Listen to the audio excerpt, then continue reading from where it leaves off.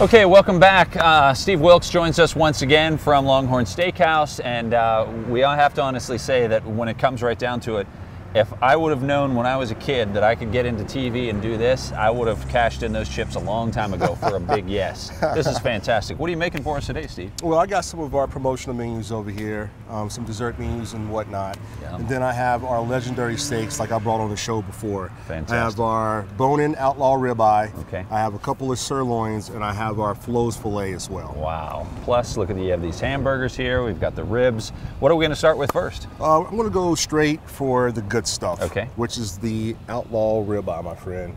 Okay. This is our fan favorite. Have a lot of marbling in it. Nice little bone as well. Terrific. And we use at Longhorn Steakhouse our signature char seasoning. Okay. And be bold about it. Like I talked to you before, you don't want to be shy about your seasoning.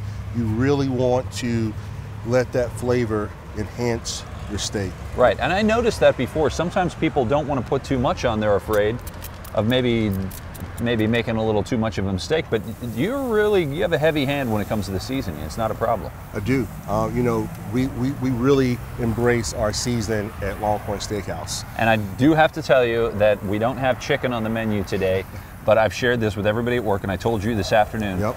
Your recommendation for how to cook a good piece of, like a good chicken breast on the grill is, let's go over it one more time, because it worked like a charm for me at home. Okay, well, we don't have chicken, but what I said is you get your chicken, you get some Italian dressing, and you soak it in.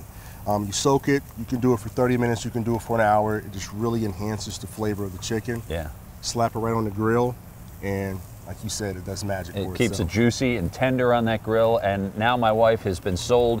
I was never able to do the chicken right on the grill. We always went for the oven because it dried it out, and now it's not dried out. So major props to you for that one. Yeah. So thanks a lot. Awesome. Now I'm going to try to follow your instructions on these. On these as well? What else are we going to do today? I'm going to do, we have 2 of our sirloins. We carry a 6, an 8, and an 11. Okay.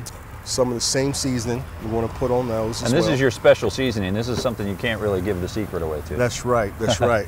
I wish. I will say paprika is one of our main ingredients. Okay. All right. That's good to know. And then for this one, I'm actually going to use our prairie dust. The prairie dust? Prairie dust. Okay. It just sounds awesome saying that. It really does, especially for a place like Longhorn. Good name. And we got it started. And now, as far as these steaks are concerned, one thing that I've noticed that you do, and we don't have a choice because we don't have a lid, and I've read about trying to cook the perfect steak. You don't have a cover on this thing. There's no lid. You're not going to get the same kind of temperature, but you do a lot of open flame here. So talk about the difference between the two. We do. You know, at Longhorn we have a flat top, and we have our char grill, which is over open flame. Okay. You know, some people do close the lids, and you can do that. You know, you're trapping in the flavor, trapping in the smoke, and everything, but you don't have to do that. Right. So, you know, is there an advantage? I mean, when you're smoking it, obviously you need that lid closed. You need that lid. If you're not smoking it, is there an advantage to going without a lid on it? Well, you're basically making everybody in a neighborhood wanting to come over to your house. That's one. True. That's true. But I mean, honestly, it doesn't. It lets the steak breathe. You're able to really keep an eye on it without flipping it and over flipping it as well. So it does help the cooking process when it's covered. It cooks it faster, obviously, because the heat's trapped in. But it doesn't do one or the other, honestly. It's either way is fine. That's terrific. Okay, and right now, as far as the length of time on each side, that really depends on how much heat you're throwing off on the grill, right? That's right. You know, we have our grill, it's hot. You know, for our char grill, we have it set over 500 degrees, and for our flat top, it's at 325. So our flat top, it gives it a nice little sear on it. And with your char grill or your basic grills like this that people have, this is how you're able to get the diamond marks on your steaks. Oh, okay. So instead of what people do a lot of times is that they take it, they look at it, they're like, oh my gosh, I want to flip it over. See, that's where they mess up. You take this, and even though it's been down, a little 90 degree maybe? 90 degree. Okay. Or you can just do, where it's simple, you can just do basically an X, where it's this way. Now I'm just going to flip it this way. Same thing with this one. Same thing with this one.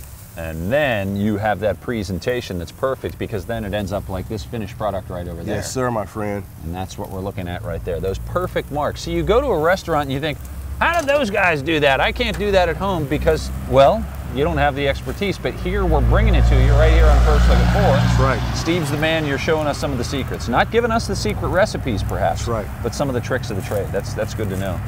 Now, when is it time? Because I noticed I don't see a meat thermometer. I thrive on a meat thermometer at home. You know, I do have touch. one nearby. Oh, you do? Okay. But you know, we every 2 to 3 minutes we typically flip one. Okay. So that's how we're able to gauge it. Or like we said before, it depends on what temperature you want, whether it's rare, mid-rare, well done, and so forth. Yeah. We do the little temperature touch to make sure how tender is it getting, where we're at. Okay. And that's how we're able to gauge it. Well, it smells great. It looks terrific, and we're going to go to the break. And when we come back, maybe by then we'll be closer to the next test, which is the taste test. Sounds good. Can't wait. Plus, we're going to check out some of this other stuff. Awesome. Stick around.